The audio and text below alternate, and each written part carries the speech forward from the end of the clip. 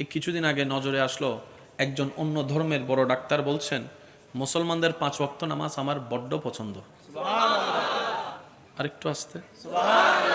উনি ওনার বক্তব্যে যে বিষয়টা তুলে ধরতে চেয়েছেন, যার মূল কথা হচ্ছে যে যারা 5 ওয়াক্ত নামাজ পড়বে,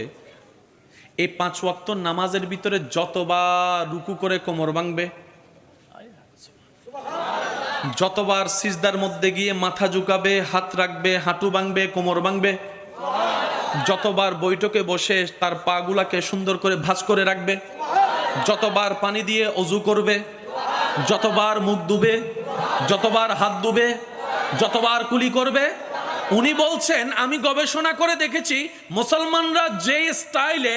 আপন রবের দরবারে নামাজের মাধ্যমে হাজিরা দেয়, এই সিস্টেমটা এই মানুষের জন্য